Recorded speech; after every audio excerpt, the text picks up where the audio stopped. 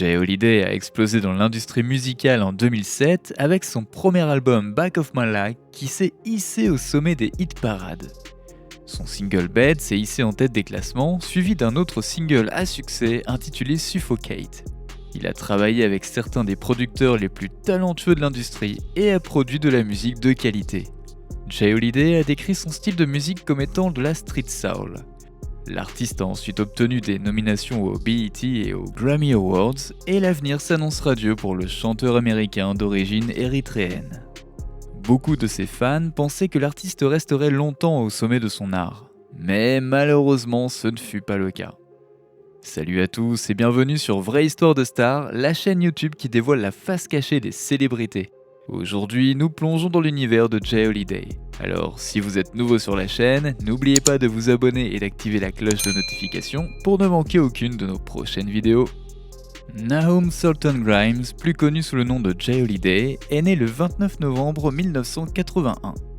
Il est né à Washington DC d'une mère afro-américaine, Frances Grimes, et d'un père érythréen. Durant son enfance, Jay Holiday a été entouré de musique. Sa mère n'était pas seulement religieuse, mais aussi chanteuse dans une chorale gospel. À l'âge de 9 ou 10 ans, ses cousins plus âgés l'encourageaient à chanter pour toutes les filles dans la rue. Mais bien qu'il se rende compte que ses cousins se servaient de lui, cela l'a aidé à développer son talent vocal. Malheureusement, Jay Holiday a été élevé seul par sa mère à partir de 11 ans, lorsqu'il a perdu son père à cause d'une maladie en phase terminale qu'il gardait secrète. Sa mère s'est battue en déménageant plusieurs fois dans la région de Washington DC, et en l'espace de 4 ans, il s'est inscrit dans 3 lycées différents. Lors d'une interview, il a reproché à son père d'être à l'origine des difficultés rencontrées par sa mère en tant que parent isolé. Sa mère a veillé à ce qu'il suive l'enseignement local et à ce qu'il aille à l'église. Cela montre qu'il a été élevé dans un contexte religieux. Il a également trouvé du soutien auprès d'hommes plus âgés de la communauté qui l'ont guidé sur la bonne voie. Jay Holiday a fréquenté un lycée local où il a pu présenter son talent pour le chant lors d'une soirée de présentation. Plus tard, Jay Holiday écoutera des artistes tels que Tupac, R. Kelly, Boyz II Men et Marvin Gaye. Mais bien qu'il soit passionné de musique, sa mère insiste pour qu'il termine avant tout ses études. Après avoir obtenu son diplôme de fin d'études secondaires, il a immédiatement commencé à enregistrer des démos au début des années 2000. Plus tard, il a rencontré Corey et ils ont formé un trio appelé 295.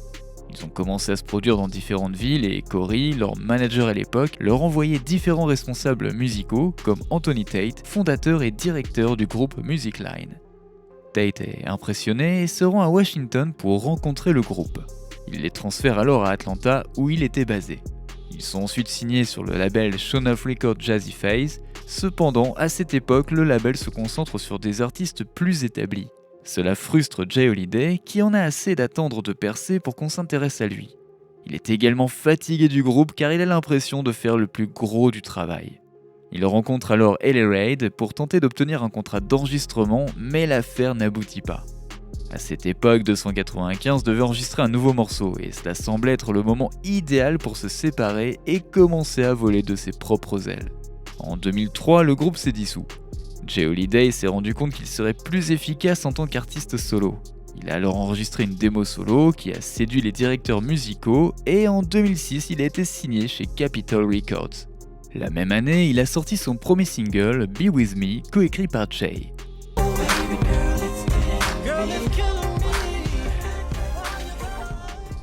Son premier album, Back of My Life, devait sortir au début de l'année 2007, après la sortie du premier single. Cependant, le single n'a pas eu de bons résultats commerciaux. Il s'est classé à la 83e place du classement hip-hop et R&B, et n'a pas réussi à se classer dans le Billboard Hot 100. La raison officieuse serait que la version du single ne bénéficie pas de la promotion nécessaire pour le faire décoller. Jay Holiday savait qu'il lui fallait quelque chose de spécial pour transformer cet échec en succès. Alors en 2007, il sort son single Bed.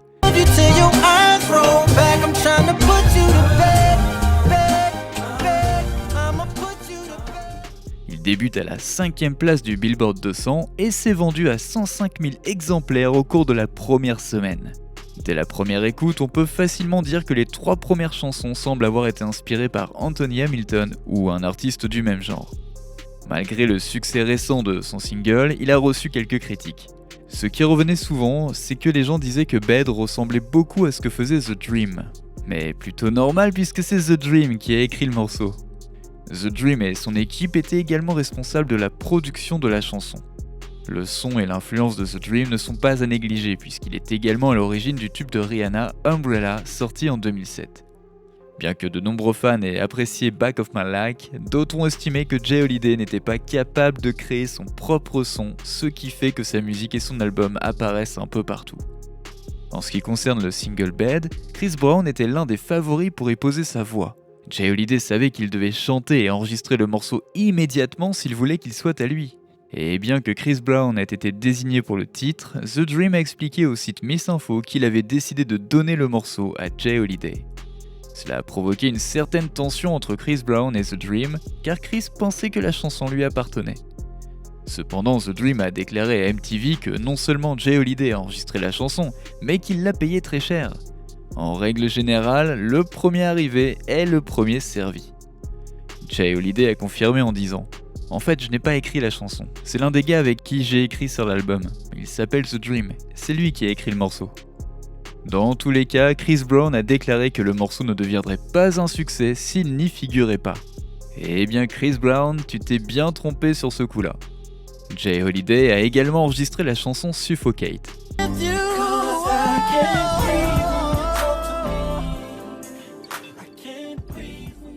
Son album Back of My Like était prêt à être lancé. La chanson a débuté à la 5e place du Billboard 200, se vendant à plus de 100 000 exemplaires la première semaine. Dans le Billboard Hot 100, Bed s'est hissé à la 5e place, suivi de Suffocate qui atteint la 18e place. La même année, J. Holiday part en tournée avec R. Kelly pour le Double Up Tour. Mais cette tournée a connu de nombreux problèmes puisque Ne-Yo a été licencié en raison du non-respect des accords contractuels. R. Kelly se sentait également menacé par la présence de Ne-Yo sur scène, le public préférant la musique de Ne-Yo à la sienne.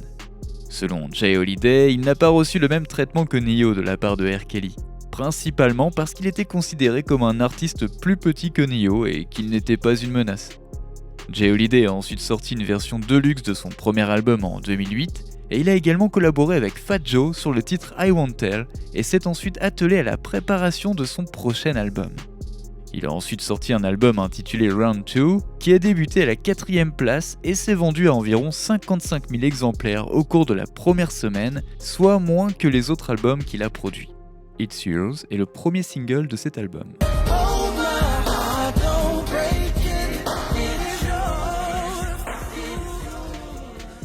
Lorsqu'on écoute la chanson, on comprend immédiatement qu'elle était censée prendre la relève du titre Bed.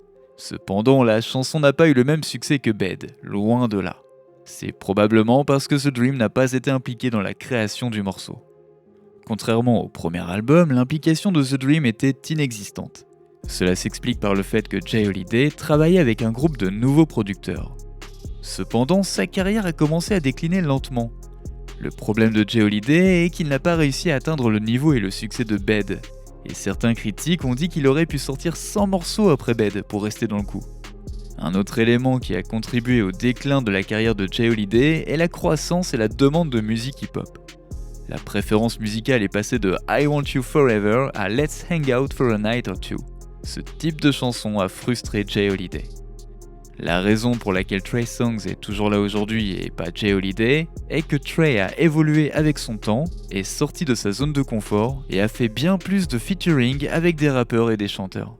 J. Holiday, lui, a toujours tout donné dans ses albums, et c'est ce qui faisait la différence. Cependant, il devait en faire davantage pour rester dans la course. En 2008, il est parti en tournée avec Trey Songz, mais au fil du temps, des rumeurs ont fait état d'un conflit entre Holiday et Songz. J. Holiday n'en a pas beaucoup parlé. Cependant, il a mentionné que Trey Songz n'oserait jamais s'en prendre à lui car il savait bien trop de choses sur Trey. Son deuxième album n'a pas répondu aux attentes, ce qui a conduit J. Holiday à se retirer de son contrat avec Capitol Records. Selon lui, Capitol Records a essayé de lui donner une nouvelle image. Cependant, cette tentative a échoué et Capitol Records lui a reproché ses piètres performances alors qu'il faisait pourtant exactement ce qu'on lui demandait. Il a alors signé un contrat avec Def Jam. Cependant, le succès n'était toujours pas au rendez-vous.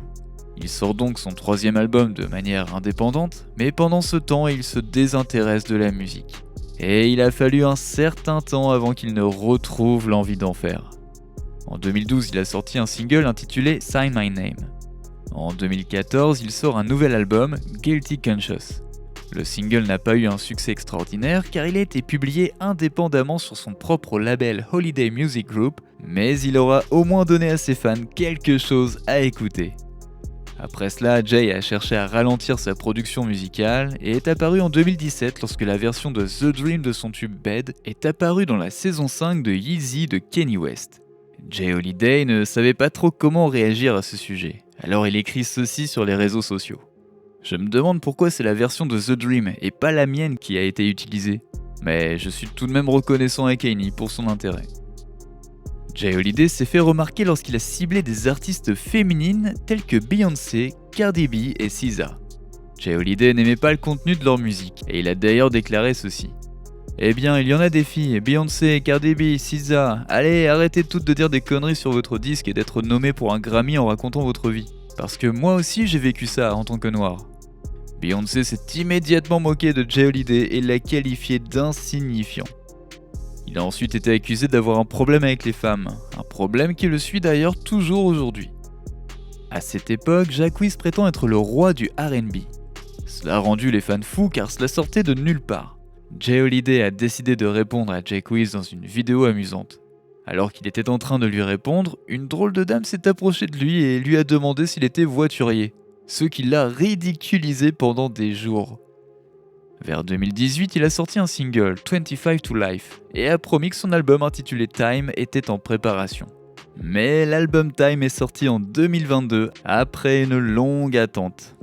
En 2015, il a eu l'occasion de participer à la série télévisée Empire dans le rôle de Jamal Lyon.